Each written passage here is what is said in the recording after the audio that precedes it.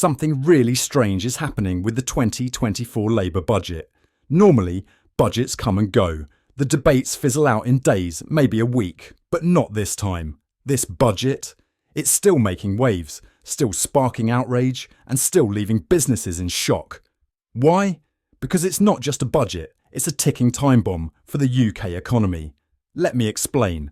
The Confederation of British Industry, or CBI, just dropped a bombshell analysis. It says Labour's move to limit tax relief for family-owned businesses could cost us 125,000 jobs. Yes, you heard that right. 125,000 jobs gone, and that's not all. The ripple effect? A massive hit to economic activity across the country. For businesses big and small, this budget is a nightmare that just won't end. This budget isn't just unusual, it's unprecedented. It's tearing through the economy, leaving nothing but job losses and uncertainty in its wake. And if that wasn't bad enough, it comes hand in hand with Labour's plan to increase workers' rights, a policy that sounds great on paper, but when paired with this budget, might just push even more businesses to the edge.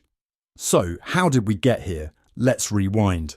During their campaign, Labour spent years painting a bleak picture of the UK under Conservative rule. A country broken, a crisis looming, and a £22 billion black hole that supposedly had to be filled. But here's the kicker. That black hole, it doesn't really exist. Or if it does, Labour failed to hold the Conservatives accountable for it when they were in opposition. Instead, they've turned to a bizarre solution. To plug this so-called black hole, Labour didn't just raise £22 billion. No, they went all in and aimed for £40 billion. By targeting job makers instead of job takers. The result? A budget that punishes businesses, stifles economic growth, and ultimately destroys the very jobs it should be protecting. It's madness, absolute madness.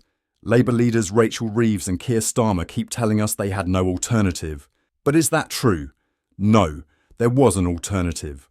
They could have designed a budget that encouraged investment, boosted economic growth, and increased tax revenue naturally. Instead, they stuck to an election promise, a promise not to tax working people that's now backfiring on everyone. The bottom line? We're all worse off under this budget. Businesses are struggling, jobs are vanishing, and the UK economy is being dragged down. Labour promised a new dawn of economic growth and better public services. But instead, we're staring at years of underperformance, and some are even saying this government is breaking Britain. Here's the big question. Is this budget the beginning of a brighter future, or is it pushing us further into crisis?